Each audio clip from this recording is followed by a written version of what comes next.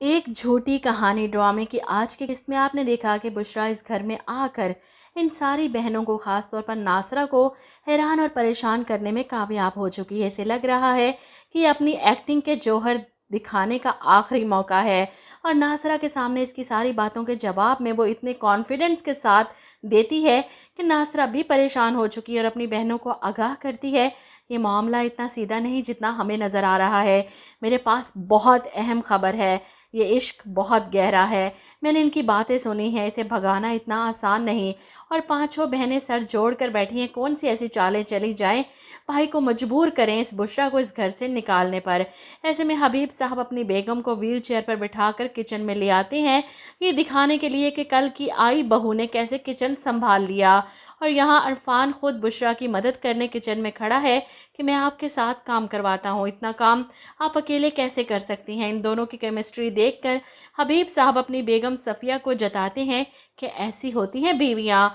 आलू हाथ से छूटता है तो अरफान और बुशरा दोनों नीचे बैठे इस आलू को उठाने की कोशिश कर रहे हैं। ये देखकर सफ़िया बेगम और हबीब साहब दोनों के मुंह खुले के खुले रह जाते हैं। ऐसे में बहनों को पता चलता है कि भाई भाभी के साथ किचन में काम कर रहे हैं, तो इन्हें गुस्सा आता है कि इस तरह तो एक दूसरे के और भी ज़्यादा करीब हो जाएंगे। अरफान समझता है अगर ये दोनों इसी तरह हंसी खुशी रहेंगे तो इसकी बहनें बर्दाश्त नहीं कर पाएंगी। इसलिए वो बुशरा के कान में कहता है हम दोनों को एक दूसरे से लड़ना होगा, मेरा मतलब लड़ने का ड्रामा करना होगा ताकि इन पांचों को थोड़ी तसल्ली हो सके। अरफान ऊंची आवाज़ में बुशरा से कहता है तुम्हें माफ़ी मांगनी पड़ेगी मेरी बहनों से, जिस पर बुशरा भी ऊंची आवाज़ में सुनाती है और अगर मैं माफ़ी ना मांगूँ तो। जवाब में इरफान कहता है तो मैं तुम्हें तुम्हारे बाप के घर छोड़ाऊंगा। खैर इन दोनों के झगड़े को सुनकर पांचों बहनें थोड़ा मुतमईन होती हैं कि इतना भी मुश्किल नहीं बुशरा को इस घर से निकालना। ऐसे में आप देखेंगे कि अरफान बुशरा को बाहर घुमाने ले जा रहा है, बहनों को बताने आता है तो एक और तमाशा इनका मुंतज़िर था। समिया रोते हुए भाई से कहती है आपको हमारी फ़िक्र नहीं, आप खुद तो शादी करके अपनी ज़िंदगी में अपनी बीवी के साथ सेट हो गए, हम बहनें कहाँ जाएं। जिस पर बुशरा कहती है शादी करके अपने अपने घर जाओ।